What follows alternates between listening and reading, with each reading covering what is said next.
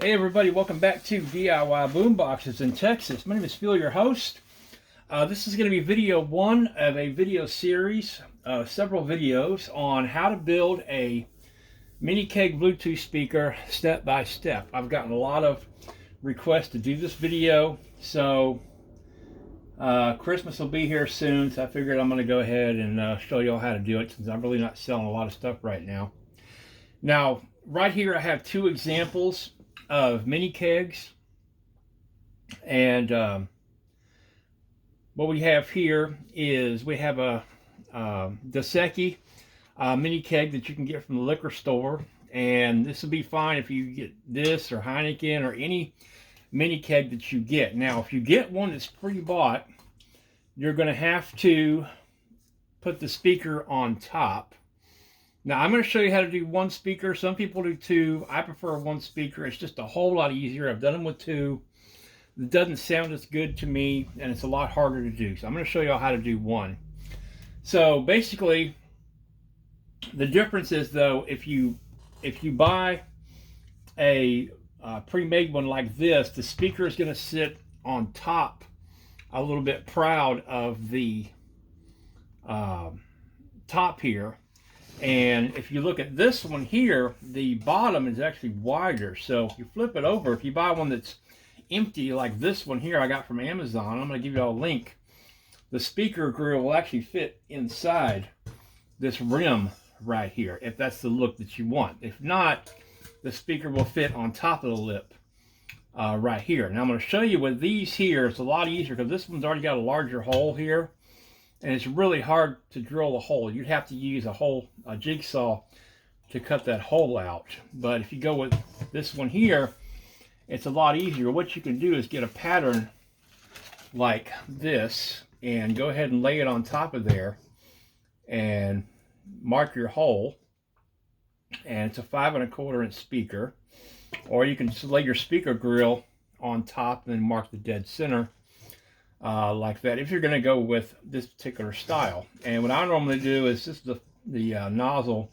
I usually keep this on the back, and I'm going to put my handle right here, and this line right here will be your center line for the front and to put your decals.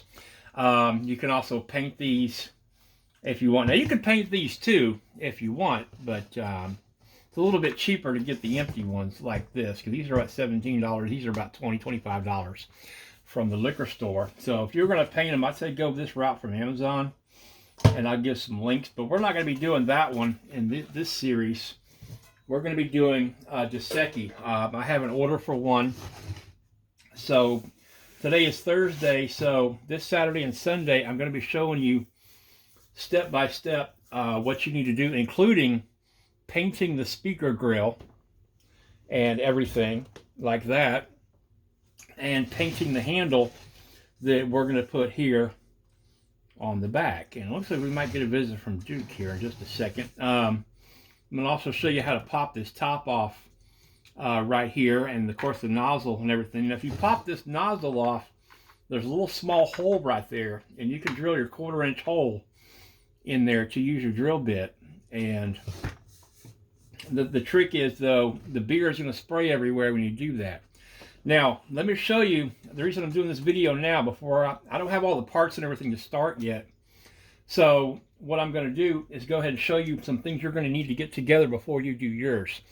Now, the trick is, if you're trying to drill your speaker hole using your 4 1/2 inch bit, hole saw, it's really difficult to try to hold on to this physically. So what you can do is go to the hardware store and get you some wood.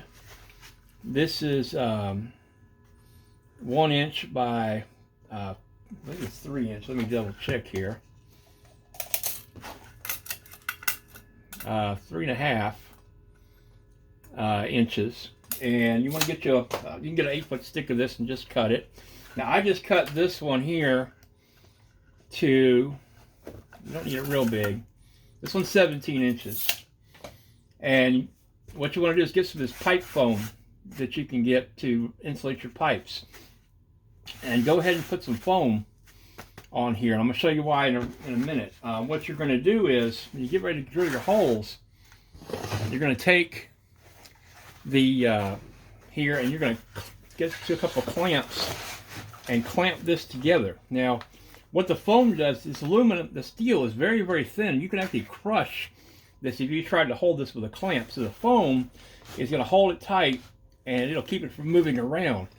Now, if you've got a workbench that has clamps in it, that's what I'm going to use.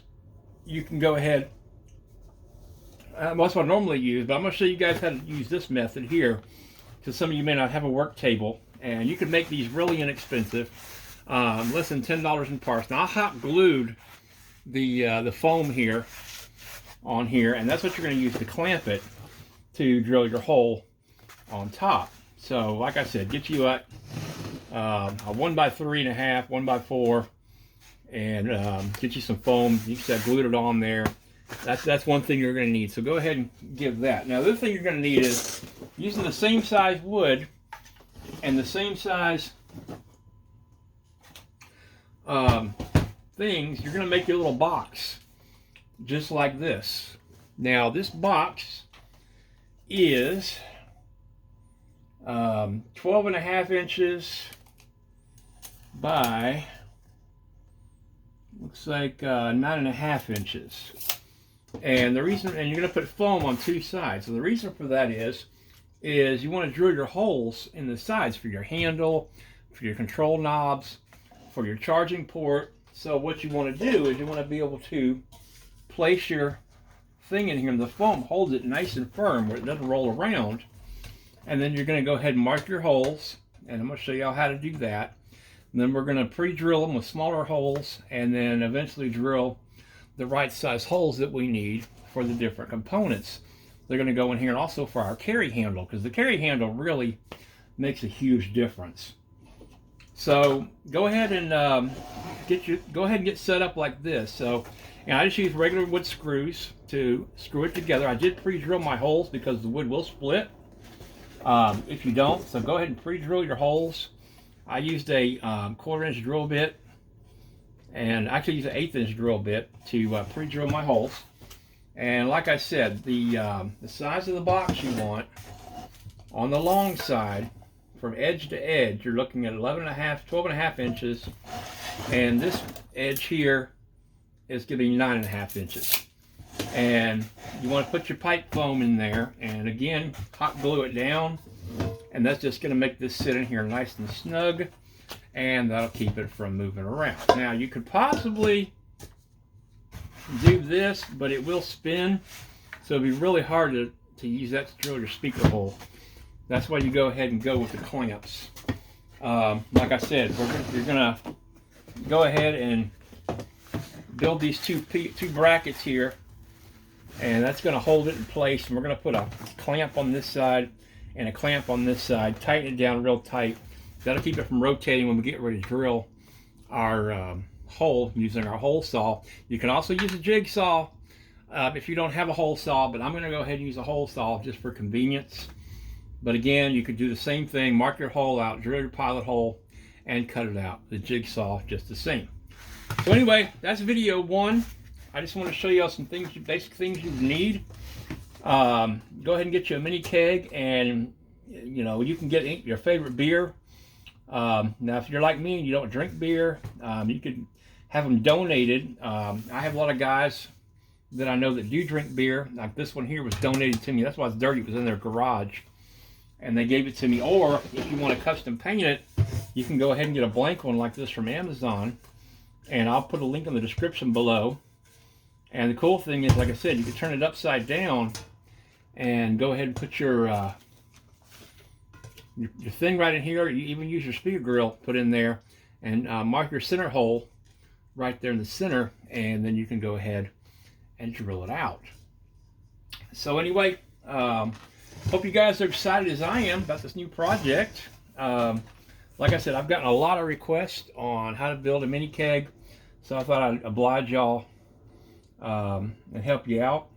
So anyway, thank you so much for watching, and I will see you next time with part 2. Make sure you subscribe to my channel so you'll be able to get a notification whenever I put out a new video, so you'll be able to follow this project and hopefully build one of your own. I'm going to show you how to do the wiring, all the parts you're going to need, how to drill all the holes, and how to install everything. Another thing you might want to go ahead and order is go ahead and order some soundproofing. This is the dyno mat that this is mat 66. I like to use this, but any kind of sound mat will work. And I'm going to show you how to install that on the inside of the can as well. So anyway, thank y'all so much for watching. Please hit that like button, smash that like button so people on YouTube will see my videos. And thank y'all so much for watching, and we'll see you next time.